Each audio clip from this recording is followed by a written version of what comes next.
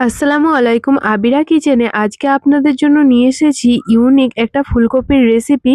আমি একটা হলুদ ফুলকপি পরিষ্কার করে কেটে নিচ্ছি। তোমরা চাইলে অন্য যে কোনো কালারেরই ফুলকপি নিতে পারো।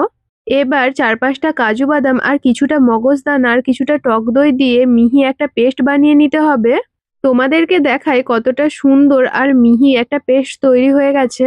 এবার গরম তেলেতে ফুলকপিগুলো দিয়ে 2 চামচের মতো নুন আর 1 চামচের মতো হলুদ গুঁড়ো দিয়ে ভালো করে নেড়েচেড়ে ভেজে নিতে হবে।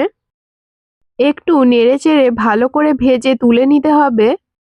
আমার ভাজা কমপ্লিট হয়ে গেছে। এবার ফুলকপিগুলো তুলে নিলাম। এবার ওই তেলেতেই কুচিয়ে রাখা পেঁয়াজ দিয়ে একটু ভাজা ভাজা করে নিচ্ছি।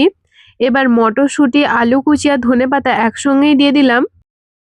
একটু নেড়ে নিয়েই 1 চামচের মতো হলুদ গুঁড়ো, 1 চামচের মতো নুন আর 1 চামচের মতো লঙ্কা গুঁড়ো দিয়ে ভালো করে কষিয়ে নিচ্ছি।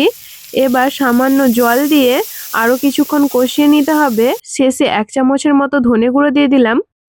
ধনে গুঁড়োটা দেওয়ার পরে কিছুক্ষণ কষিয়ে নিয়ে তৈরি করে রাখা পেস্টটা এবার এর মধ্যে ঢেলে দিতে হবে। ঢেলে দেওয়ার পরে একটু নাড়াচাড়া করলেই সুন্দর একটা গ্রেভি তৈরি হয়ে যাবে। এবার এতে ভেজে রাখা ফুলকপিগুলো দিয়ে আরও কিছুক্ষণ কষিয়ে নিচ্ছি। শেষে চিনি দিয়ে কিছুক্ষণ ফুটিয়ে নিলেই রেডি হলুদ ফুলকপির টেস্টি টেস্টি রোস্ট। এটা ভাত বা রুটি যে কোনো কিছুর সঙ্গে খেতে পারো, খেতে কিন্তু খুব দুর্দান্ত লাগে। রেসিপিটা যদি ভালো লাগে চ্যানেলটা সাবস্ক্রাইব করে বেল আইকনটা প্রেস করে দেবেন আর শেয়ার করতে ভুলবেন না।